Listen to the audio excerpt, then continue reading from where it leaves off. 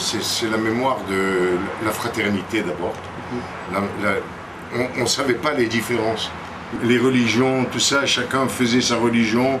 Comme quelqu'un aime une femme, et nous on aime une autre femme. On aimait le même Dieu, mais on priait de façon différente.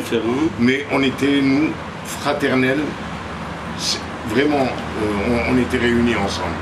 Et puis moi, ce que je me rappelle surtout, mon enfance, c'est mes grands-parents, l'amour qu'ils m'ont donné quand j'étais enfant. Et puis d'autre part, c'est aussi la musique, avec tonton Raymond et mon père. Parce qu'à l'âge de 15 ans, j'ai commencé à jouer la musique classique. Après l'exil, ça a été un petit peu difficile. J'ai travaillé, j'ai chanté dans les cabarets, J'étais plus ou moins bien accepté. À Paris. À Paris et en province aussi. En province aussi. En province aussi. Puis après, j'ai eu la chance de faire des grandes émissions de télévision parce qu'on commençait à faire des reportages sur notre histoire commune. Mais je raconte très vite, hein, oui, c'est pas passé comme ça. Oui, bien sûr. Mais enfin bon, c'était quand même difficile. Mais la chance a voulu que je parte hors de France pour la première fois, hors des frontières, à Istanbul, au Caravansérail, avec Ibrahim Doguidan, qui m'a engagé, c'était un cabaret à l'époque, il engageait des chanteurs français, puis il m'a choisi à moi.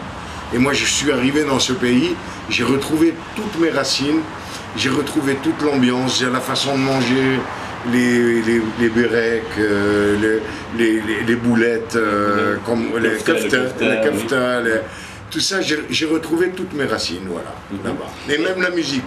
Je me rappelle, j'avais été à un concert là-bas avec Erkan Ozerman, que j'ai connu pour la première fois là-bas, avec Dario Moreno et tout ça à l'époque. Et puis quand il m'a emmené voir un concert, j'ai écouté l'orchestre, c'est exactement les mêmes musiques. Évidemment, la langue n'est pas la même, mais la musique, c'est la même.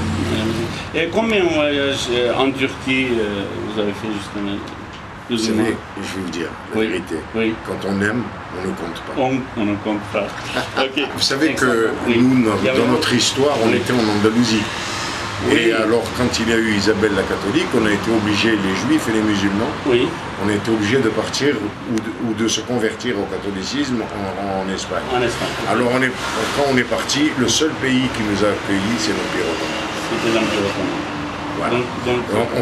On doit beaucoup à l'Empire ottoman. Pour moi, la Turquie, déjà moi, personnellement, je suis contre les frontières. Et la frontière, pour moi, c'est le cœur. Le cœur, c'est pas les vraies frontières de la géographie. Moi, j'ai beaucoup d'affinité avec la Turquie, pour toutes les raisons que je vous ai données tout à l'heure. Et en dehors de cela, je suis pour que la Turquie, si je sais pas, je suis universel. Alors, que la Turquie veuille être en Europe, pourquoi je serais contre? C'est faire des différences.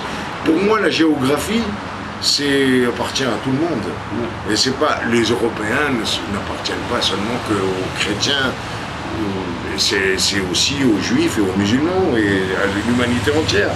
Alors donc la géographie, c'est pas important pour moi. Parce que si la Turquie doit être européenne, je suis pour. Parce que je n'aime pas l'exclusion. Je n'aime pas exclure Ça veut dire que je suis supérieur, moi, aux autres pays? Je ne suis pas supérieur. La femme turque est un peu d'Ajda Pekkan aussi. Parce qu'on a parlé beaucoup de ça à la presse, et on va résumer un peu. Non, mais Ajda Pekkan, c'est quand même une très grande chanteuse que j'ai eu la chance de connaître il y a quelques dizaines d'années. Et à l'Olympia, je l'ai invitée à l'Olympia. Elle est aussi belle que grande chanteuse.